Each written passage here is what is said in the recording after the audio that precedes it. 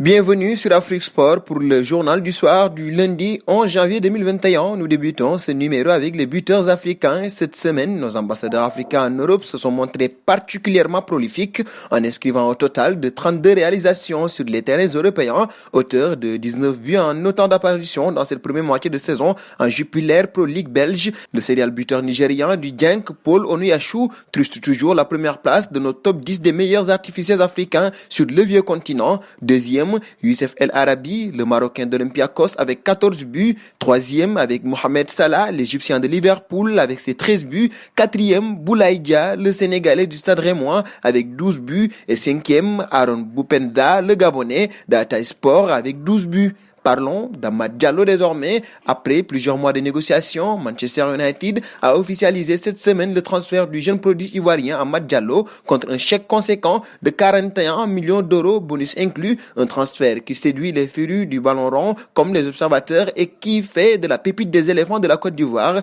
le 10e footballeur africain le plus cher de l'histoire. En effet, le natif d'Abidjan vient détrôner des légendes du football africain à l'image de son illustre aîné Didier Drogba, 37,5 millions d'euros, ou encore les glorieux Michael Essien, 37 millions d'euros, et Eric Bailly, 38 millions d'euros. Diallo s'impose également comme étant le deuxième joueur ivoirien le plus cher de l'histoire derrière Nicolas Pepe. Nous terminerons la partie Afrique avec Imbula. Après avoir bénéficié d'une dizaine de jours d'entraînement auprès de FC Nantes, le milieu de terrain a effectivement quitté la Loire-Atlantique, apprend RMC Sport, en attendant de connaître la décision du club entraîné par Raymond Domenech. Le joueur de 28 ans a rallié l'Île-de-France pour s'entretenir physiquement, mais en solo. Reste désormais à savoir si l'ancien joueur de Guingamp, Marseille ou encore Toulouse aura l'occasion de porter la tunique jaune, passé également par Stoke City, le FC Porto, le Rayo Vallecano ou encore Lecce à l'étranger. L'international congolais est sans club depuis son départ de Sochi. C'était l'été dernier.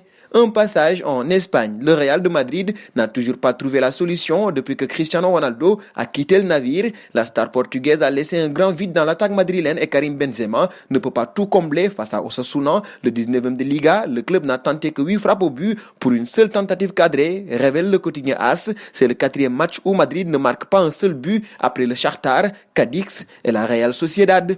Partons chez les Catalans. Agustí Benedito, déjà candidat en 2010 et 2015, n'a pas obtenu assez de signatures pour pouvoir déposer sa candidature. L'homme de 56 ans a donc échoué à réunir les 2257 signatures nécessaires pour déposer une candidature. Il s'était déjà présenté aux élections de 2010 et 2015 à cette dernière. Il avait reçu 7% des suffrages, se classant 3e derrière Juan Laporta et Josep Maria Bartomeu. L'élection aura lieu le 24 janvier. Avant cela, le Barça se déplace mercredi à Saint-Sébastien pour affronter la Real Sociedad en demi-finale aller de Supercoupe d'Espagne. Nous terminerons avec le coup de gueule de CR7. Ce dernier n'aime pas voir les stades vides. Je vais être honnête avec vous, je n'aime pas jouer dans les stades vides. C'est comme aller au cirque et ne pas avoir de clown, a lâché la star portugaise dans les propos repris par Canal+. Cette pandémie rend les gens fous, mais nous devons faire avec. J'espère que les portes des stades vont bientôt rouvrir. C'était inévitable, on doit faire avec, respecter les règles bien sûr, mais je n'aime vraiment pas jouer dans les stades vides.